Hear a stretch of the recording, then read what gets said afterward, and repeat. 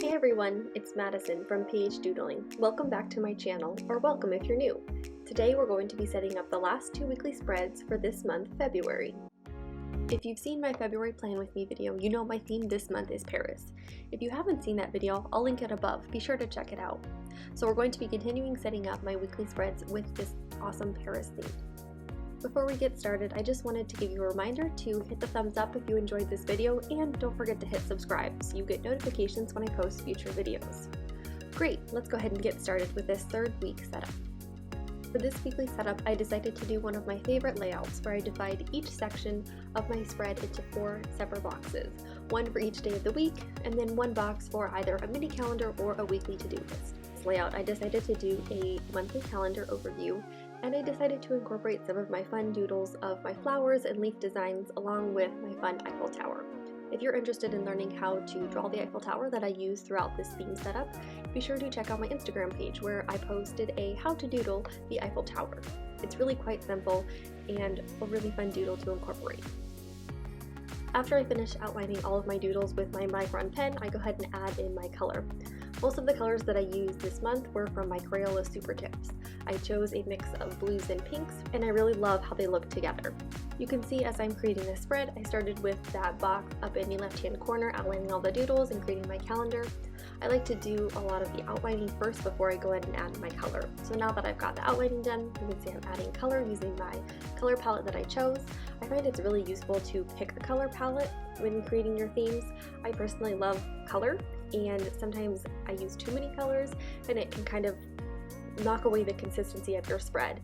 And so if you pick, 5 to 10 colors that you stick with, it really helps kind of solidify your theme. And so that's something I really suggest when creating your weekly and monthly spreads. You can see I'm going in with my color palette, and I decided to add those colorful dots all along the bottom of each of my days of the week. Thought this was a fun way to incorporate some color while not overwhelming my daily boxes. I even went in and used my Muji pen and added a few dotted lines to the circles to give them a little bit more texture. I wrote the days of the week with one of my Crayola Supertips in just my natural handwriting font. And there you can see kind of the base of it. I didn't know if I wanted to actually outline all of those boxes, and I decided I didn't want to, so then I erased them and then realized I needed a little bit of separation, so I just went in and used my ruler and drew simple lines between my boxes to kind of help separate the days. And there you have my completed 3rd weekly spread of February. I really love how it turned out. I love incorporating dots of color like that. I think they just make it pop. Moving on now to the 4th and final weekly setup. I've been so excited to share this setup with you guys because it is my favorite for this month. I took it from one of the layouts that I used in January, and it has become one of my new favorites. It's this vertical spread. I love it because I can use fun doodles on the top and the bottom to incorporate a lot of my motifs from my themes, which is what I really love doing. And so you can see here I decided to draw rows of houses down at the bottom, kind of mimicking from my cover page. This spread really provides a lot of space for me to incorporate doodles on the top and the bottom, so I think that's really why I enjoy it so much. You can see I'm outlining all of my boxes and my doodles that I have pre-drawn in pencil with my Micron plastic nib tip pen. I had a lot of fun drawing these houses, adding different characteristics to them and making them just really fun. And of course I included an Eiffel Tower over there in the corner to mimic kind of the landscape that I did in my cover page. I was slightly worried that this page was going to have too many doodles on it, but as I continued to outline all of these houses, I realized how cool it looked. And I couldn't wait to include color because I knew it was going to look great in my color palette that I had chose for this month. So now that I have outlined all of my doodles, we're going to go ahead and move on to color. I knew that I wanted to add a big heart over each of my columns as a place for me to put the day of the week and the date. You can see I didn't outline those hearts in my Micron plastic nib tip pen because I wanted them to have a little bit more of a softer look so that when I wrote the information in the heart it really stood out. And so you can see I used a mix of my pinks and colors from my color palette, and they were really fun to incorporate because pink is my favorite color, so this color palette was just right up my alley.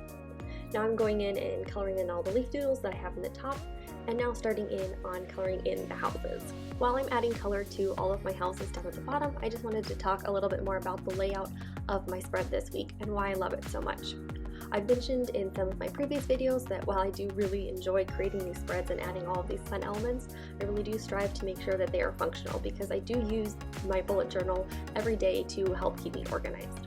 You can see I've separated each day of the week into 2 sections, one for events and one for tasks. I use the event section for things that are happening at a certain time, like meetings or appointments, and then the task section in each day to write my to-dos for that day that I want to complete. And then you can see over on the far right, I have a notes section. I use that more as my weekly to-do list of things that I need to get done or reminders for myself, but don't necessarily need to be done by a certain day.